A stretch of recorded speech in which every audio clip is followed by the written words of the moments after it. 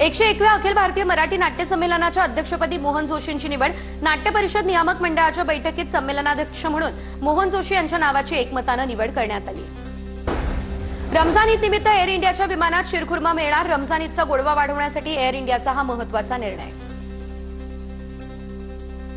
मुंबईमधल्या सिग्नलवर AI traffic प्रणाली लागू। मुंबईमधील सिग्नल ट्रॅफिकच्या कमी अधिक वाढीनुसार आता चालणार। रस्त्यावरील गर्दी पाहून सिग्नलचा वेळ ठरणार। प्रवासाचा वेळ 18% कमी होण्याची शक्यता। मुंबईमध्ये यावर्षीच्या पावसाळ्यात पाणी उपसण्याची साठी आता 547 पंप लावले। येणाऱ्या पावसाळ्यात मुंबईमध्ये पाणी तुंबल्यास पाणी उपसण्यासाठी 547 पंप बसवण्यात येणार। पर्जन्य जलवाहिन्यांची कामं मुंबईमध्ये सर्वत्र सुरू। पंपांची संख्या मात्र वाढत असल्याबद्दल आश्चर्य।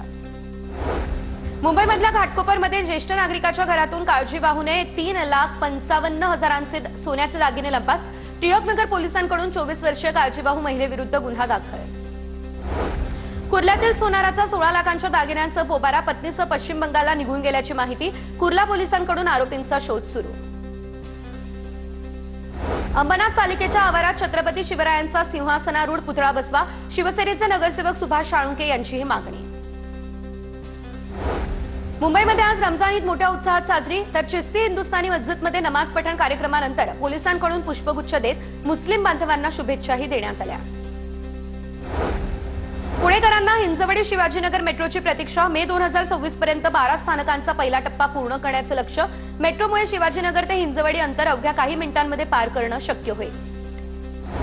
उन्हाळी सुट्ट्यांसाठी पुण्यातून 450 जागा एसटी बस धावणार। 15 एप्रिलपासून कोल्हापूर, सातारा, सांगली, सोलापूर, नाशिक, मुंबई, छत्रपती संभाजीनगर, जळगाव, परभणी, धाराशिव आणि कोकणसाठी जास्तीच्या गाड्यांची व्यवस्था।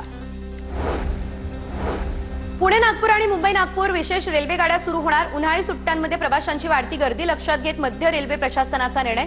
नागपूर मडगाव नागपूर द्विसाप्ताहिक गाडीचाही विस्तार। पुणे शहर पोलीस शिपाई भरती प्रक्रियेमध्ये लेखी परीक्षेचं आयोजन। पात्र उमेदवारांनी प्रवेशपत्र आणि रंगीत छायाचित्र घेऊन हजर राहण्याचे पुणे शहर पोलिसांचे आवाहन। 20,000 उमेदवारांची 6 परीक्षा केंद्रांवर घेतली जाणार परीक्षा।